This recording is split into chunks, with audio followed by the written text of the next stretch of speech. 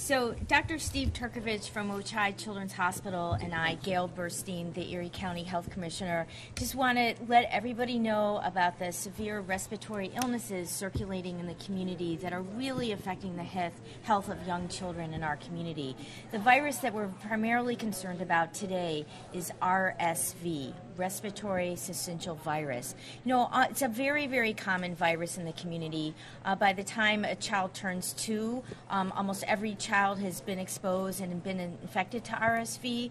Most of the time, it can cause some just mild respiratory illnesses like a bad cold. So the child may have fever, nasal congestion, some cough, fussiness, not eating or drinking well, but we're seeing this year in a significant number of children is they're developing more significant complications of RSV.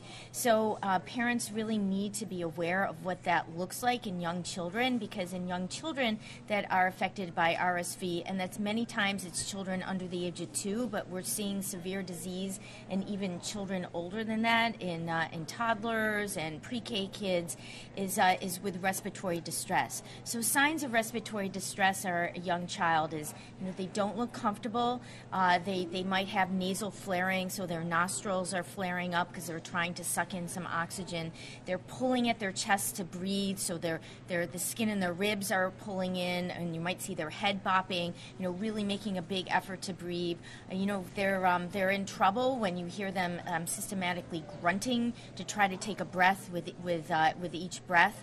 And then also they may look blue, have severe coughing, may be very irritable or might be unusually fatigued and not eating well. So with those severe symptoms, we recommend that people take their children to seek care. So with a mild infection, it's always good to check in with your pediatrician, just get some advice around the most effective and strategic management of your kids to not only help them stay well with their illness, but also prevent the spread of disease in your family, in your household, and in the daycare center or in the schools. And with the signs of more severe illness, that's really when you need to bring your child in to the physician's office, or even if they look like they're really working hard to breathe and you hear that grunting, that's when you would consider taking your child to the emergency department or to a pediatric urgent care center. So the ways that we want to prevent RSV is just like ways that we prevent other respiratory infections. So, if people are sick, you want to make sure that they cough or sneeze, into their arm, not into their hands. These viruses are very durable on surfaces like countertops or tabletops or utensils or doorknobs. So you want to make sure that you want to wash all those surfaces down. In daycare, they really make sure that they have to wash those surfaces down and wash off the toys because kids are touching the toys. If somebody looks sick, then they are sick, so you want to stay away from them. And then again, if you're sick, you don't want to infect the people around you, so just stay away, just stay in bed, take care of yourself, drink plenty of fluids. And again, with any concerns, call your healthcare provider. So, Dr. Turkovich, you want to let us know what you're seeing at Children's Hospital? Sure. So, as we've mentioned before, we have seen more RSV this season than we saw all of last respiratory season. So the burden of disease for RSV is significant. As Dr. Burstein said, we've seen a significant number of kids that are admitted to the hospital. The most common reasons for being admitted to the hospital are respiratory distress, meaning that they have difficulty breathing and need varying levels of oxygen therapy. Also dehydration. Especially the youngest babies, it's very difficult for them to breastfeed and or suck down on a bottle when their nose is congested and they're trying to breathe. So many times they can become dehydrated fairly quickly, and they need some IV fluids then to help them with their hydration. We're also starting to see significant flu. The flu has been increasing. We've had over 500 cases of flu that have tested positive in our emergency room since the beginning of the flu season. Last year at this time, we were at about 160. So you can see that the burden of both flu and RSV in the community is significantly higher this year than compared to last year at this time. The hospital continues to be at or above capacity. Our ICU has expanded again. We went into overflow back on December 10th. And a few days earlier this week, we expanded that even further, and I think we had a record number in our ICU up to 28 the other day. As Dr. Burstein said, most of these children are younger, less than 2, although we are seeing some a little bit older. We know that children that are young, that have a history of prematurity, those that have underlying chronic medical conditions, especially chronic lung disease, things like asthma or other chronic lung disease, and other children with neuromuscular disease are at the highest risk of complications from respiratory disorders and diseases like RSV and the flu. So if your child has any of those, please continue to keep an eye on them, and as Dr. Burstein said, please keep an eye on their respiratory symptoms. It is really important that if you're starting to notice that your child is having difficulty breathing, that you get them medical care immediately, because they can decompensate and get sick very quickly. Have you had deaths from this? Unfortunately, we know that there has been a pediatric flu-related death this year, and there are RSV deaths in the community. So unfortunately, this is something that we see. And any long-term complications that a child might have from having it? Do you want to take that? So children who do have underlying lung disease, especially babies that are born premature with something called BPD, bronchopulmonary dysplasia, and when they get RSV, can have an increased risk of having asthma later on in life. So we know that when your lungs are not fully developed to begin with and they have an insult, like an insult from RSV, that can cause some further problems down the road. Are cases you're seeing, are we trending up? Are we trending down? Where are we since the last time we stood in this lobby and talked? So I think the number of respiratory cases continue to increase. We are starting to see a bit of a shift from RSV to the flu, but still the most significant burden that we're seeing is RSV. So earlier this season, we were about 80 to 90% of respiratory disorders being due to RSV, and about 10% or less due to flu. We're now starting to see that shift, and 10 to 20% are due to the flu, and the remainder RSV. I know in Erie County, looking at our trends with influenza, we still continue to increase every week, and also that's true throughout New York State and the rest of the United States. And again, in New York State, we've seen a significant number of flu-related deaths in the pediatric population, and also CDC reports across the United States, we've seen pediatric flu-related deaths. So we're still going up. We haven't hit our peak yet. We don't know when we're going to hit our peak, so that's why it's really important for people who haven't already been immunized, especially parents that have children that haven't already been immunized against influenza, to get them immunized as soon as possible. It's not too late.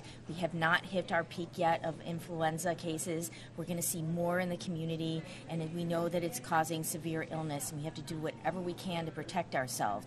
With RSV, there's no immunization, and there's really no medical treatment. With influenza, we're unfortunate there is a vaccine that can prevent infection, and also if people who are immunized that do get infected with influenza, usually their course is less severe compared to people who are not immunized. Also, there are antivirals available to treat influenza. Most common in children is called Tamiflu.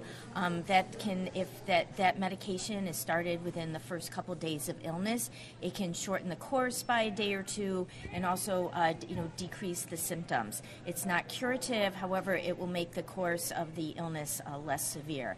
The side effects of Tamiflu are very benign, maybe sometimes a little bit of GI illness. However, you're going to see a lot of GI illness with influenza, so it's a very, very safe medication, and really can help prevent some severe complications of influenza.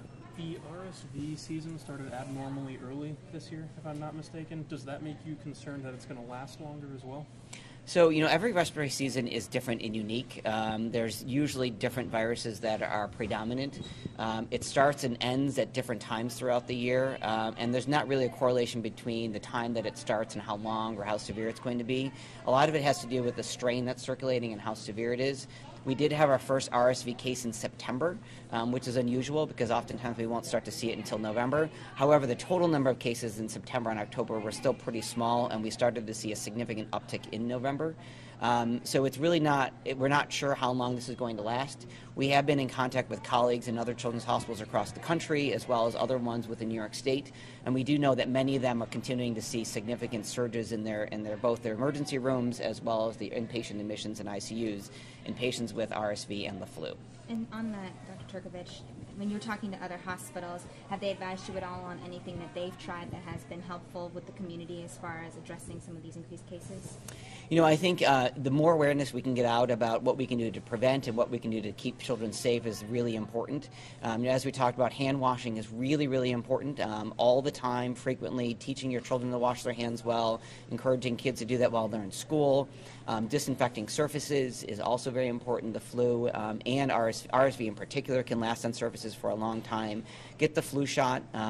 There's different strains in the flu shot. Some of them are more effective and more matched to what we're seeing than other ones, but it certainly will help prevent both from getting the disease and decreasing the severity of it. But also really important that if you have a young child, a baby or a child with any sort of chronic illness, please keep them home. Do not bring your babies out to areas where there's a lot of public restaurants, churches, and things like that. That's an opportunity for them to become exposed to these illnesses. So if you have a young child, please keep them home. Keep them warm. It's wintertime. This is not a good idea to go out and visiting public areas. And you here have stepped up the visitation changes here, correct? Can you So we've made some changes to our visitation. Obviously, when we talk about our visitor policy, we exclude parents because parents are part of the healthcare team.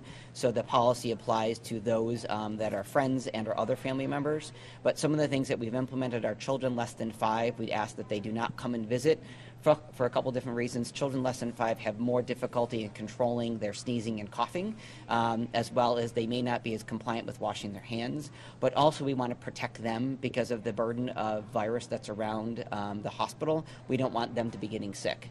For children less than 14, we also ask that they don't come and visit unless they're accompanied by an adult. And most importantly, if you are ill, please do not come and visit. Fortunately, now we've got technology. There's FaceTime and Skype and other sorts of things, so you can certainly use that to help visit with your child or friend or family member who's in the hospital. But if you're experiencing symptoms of cold, runny nose, sore throat, fever, GI symptoms like vomiting or diarrhea, or if you've been exposed to somebody recently with those symptoms, please don't come and visit. We obviously want to protect the children that are here. Have you noticed any shift since you put these visitation regulations in? Has that helped at all? In terms of the burden of illness, I think it's too early to tell because we just implemented that.